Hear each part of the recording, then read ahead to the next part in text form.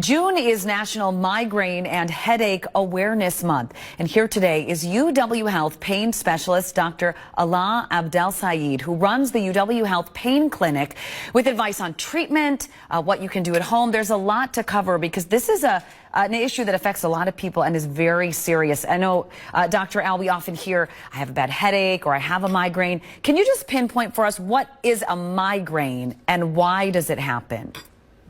So migraine is a very common form of headache, affect about 35 million Americans. And we don't know why exactly it happens, but it leads to brain hyperexcitability. So there are many theories, but basically the brain becomes hyperexcitable and causes the headache attack. What is the difference between a migraine and a common headache? So there are several types of headache, but the common ones are migraine, which happen usually on one side. It kind of has an acute onset, can be associated with other symptoms like nausea, vomiting, and many other symptoms. Another form of headache is a tension headache, which happen on both sides, kind of like a band around all the head. Happen like more frequent, less for longer durations. And then there is a cluster headache, which is another one that happen in certain months of the year.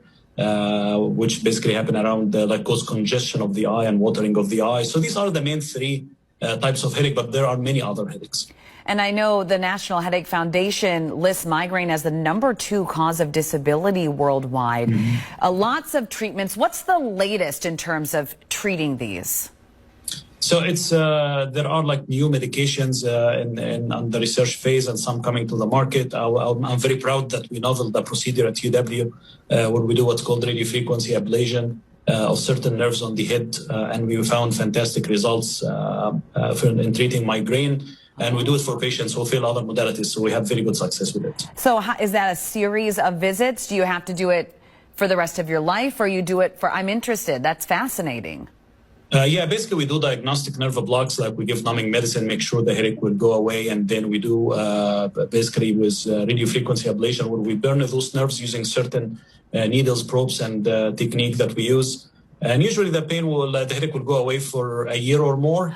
Wow. Then the nerve will grow back and we can repeat. But again, it's a last resort for many patients and works very well. Okay, well, that is great to know because I know people have headaches way more often than that, so that would be a huge benefit.